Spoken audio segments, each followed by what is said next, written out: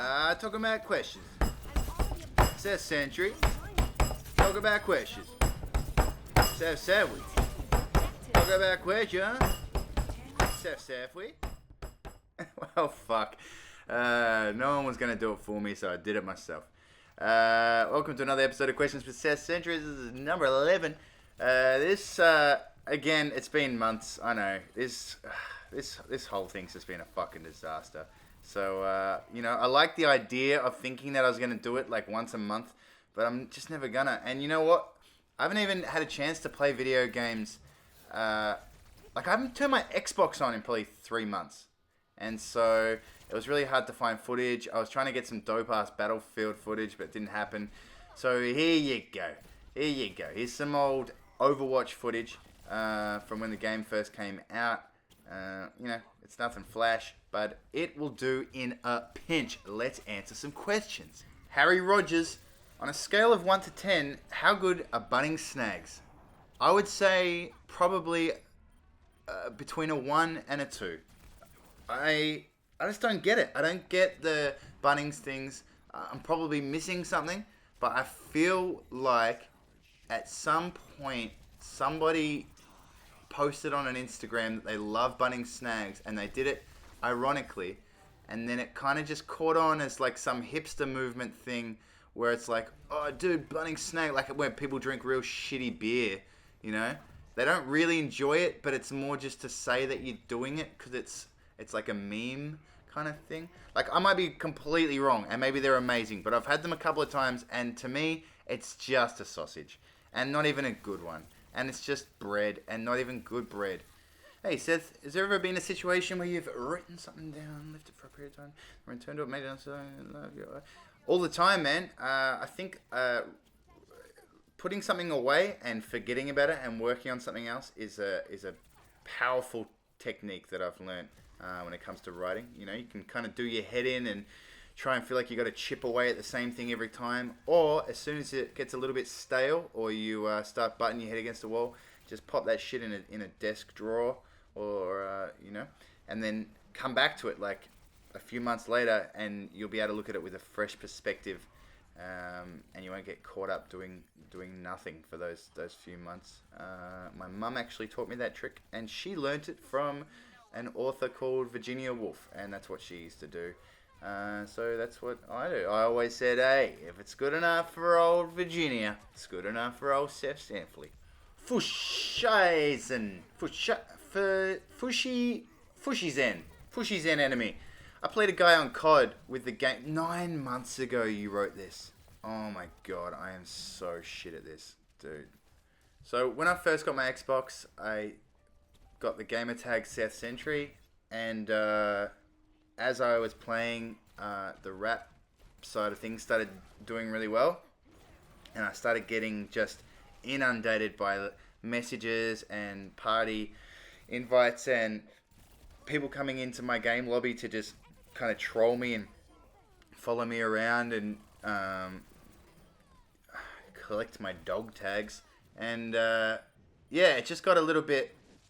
It wasn't exactly what I was looking for when I play gaming. You know, like when I game, it's my downtime. That's because when you're a musician, you are the brand almost, and it follows you around, and you're never really not working, if you know what I mean.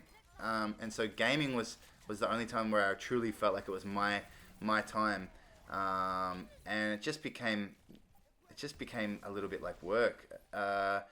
And it's my fault because I would put my gamer tags in questions with Seth Sentry and stuff, because I'm vain. So since then I've changed my gamer tag up about 10 times. But apparently, pretty much the day that I switched off Seth Sentry, some kid snapped it up, and I don't know if he's good. I've heard mixed reports about people saying he's either really really dope or really really shitty. But I hope he's good. And if you're not good and you suck and you've got my gamer tag, give it to someone who's good, because let's keep that torch burning. Okay, who's this then? Oh, it's only Bogsy. Hey, Bogsy! Would you ever do a concept album similar to Deltron? Man, I think about it all the time, believe it or not. I love the idea of that. I mean, Deltron was such a huge influence on me, as was, Prince Among Thieves and all these really full-on concept albums. And yeah, man, I've actually written a bunch of plot outlines for concept albums in the past, and yeah, that shit is really exciting to me, but also obviously massively time consuming. But yeah, I really want to do that one time. So, stay tuned, Bogsy. Okay, Joe, mate. We all know you're a great artist in terms of thanks, man. But how good are you at drawing? If you're decent, then draw something that has the skull from it. I actually drew the skull myself. So yeah, I used to draw a lot when I was a kid.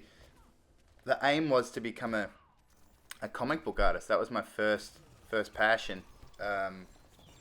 And so yeah, I couldn't. I'll tell you what. I'll show you something that I dug up the other day, and it's a kids menu that I did for a restaurant that I worked at when I was a teenager for a place called the Continental Hotel in Sorrento, and I made a kids menu that kids could color in, and yeah, I don't know why the crab's got a wristwatch on. It doesn't. $7.90, mate. That is a fucking bargain. So there you go, mate. If you want to get a tattoo of a kids menu, be my guest. Jacob Pooh music. At what point could you comfortably live off music in your career and not have to worry about a job?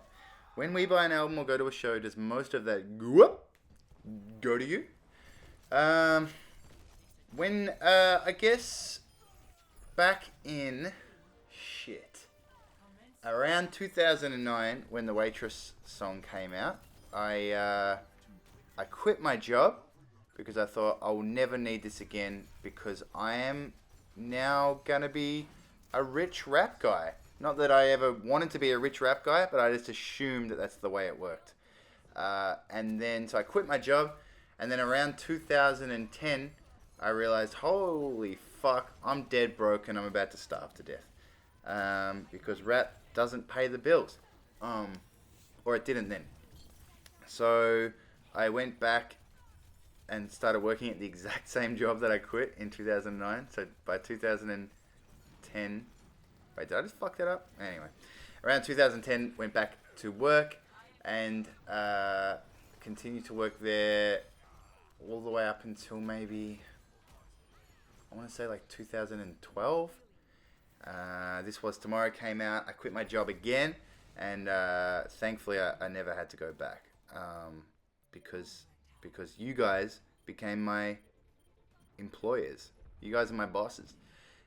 So yeah, I mean, I'm for the average person, I think a very small percentage of record sales goes to the artist, but thankfully I am completely independent, so I get a bit of a larger share. I wouldn't say the most of it goes to me, but I do better than most, and I manage to live off it, which is fucking incredible.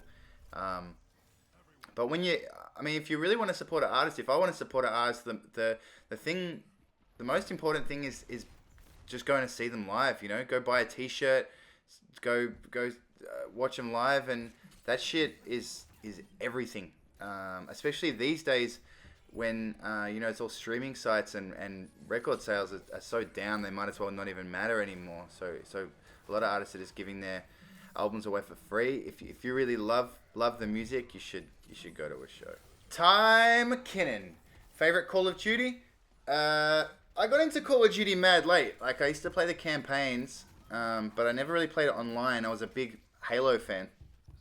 And so I kind of missed it. I played a little bit of Black Ops, a little bit of Modern Warfare 2. But Modern Warfare 3 was the first Call of Duty that I really got into. And really got into. I mean, fuck. I was... Oh, man, that game was so much fun. Just racking up Moabs and shit. Holy fuck. If you want to see me rack up some Moabs, you can check out the earlier episodes of Questions with Seth Sentry. But for me personally, Black Ops 2 was really the perfect storm when it came to Call of Duty games. It just felt fucking amazing.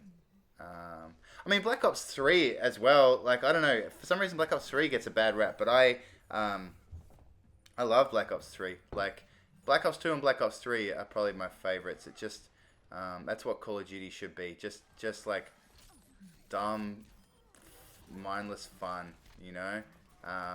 Doesn't take itself too seriously. I mean, the campaign's always whatever. I've never really been a huge fan of the Call of Duty campaigns, except for the first Black Ops. And which one was the one where you go to Pripyat? Was that Modern Warfare 2? But yeah, the gameplay just felt fucking perfect in Black Ops 2 and Black Ops 3. And since then, you know, I can take it or leave it. But Black Ops 2 for sure. Alright, Polarox. Hey, Seth, just wondering if you're ever going to put posters in the merch store. And also, what are some tips on how to become a better freestyler? Polarox, alright. I'm going to put posters in the merch store from time to time. I think we did have some back in the day. Yeah, it all depends on what we got around, man. I think a couple of tours ago I had this really sick artist that did this amazing kind of robot thing. And on the poster, I'm like piloting the mech. It's really dope. We sold that for a while in the shop, but you know, I'll keep that in mind though, man. What are some tips on how to become a better freestyler? Just do it, man. Just it's all about. If you got a group of friends that you can do it with, you know, just chuck on a beat and just start doing it, and you're gonna suck. It's gonna be hilarious. But if they're good friends and you're not judging each other and you encourage each other, you're gonna have the fucking time of your life, dude. Honestly, like, some of my fondest memories is sitting around in the lounge room with my homies freestyling. Like, you pick some topics and you take it in turns, and maybe you play some little games where you've got to, you know, whatever the last thing that your friend rhymed was, you have to rhyme on that same scheme to keep it going, and switch the beats up. And sometimes you give your friend a real whack beat and he's got to try and, I don't know, it's just so much fun. I would also start doing little tricks on paper. Like, sometimes I'll write down a phrase or a word and then just see if I can completely fill that page up with words and phrases that rhyme with it. I think that's a really good exercise for your brain. And just doing it in your head always, you know, if you hear an interesting word in your head, quickly see how many words you can rhyme as you're walking around the street by yourself. If you see something, try and make a little story in your head about it. You know, so yeah, I think, and as well, like, just, I mean, even the reason that I can't even fucking form a sentence now is because I'm going Polarox, Goldilocks, woolen socks, swollen cock, Lord Voldemort in my head. Like, you know what I mean? It becomes an addiction. And eventually, if you keep doing it, you'll become a complete social retard, and you can't even communicate with other human beings anymore because you're completely stuck in your head making rap. So good luck with that, man. Holy shit, I'm out of time and I'm out of game footage. Okay, someone asked me for a photo of me when I was a kid. Here is me moistening women's panties. Take care, lords. I'll see you next time. Peace. Fuck, I missed.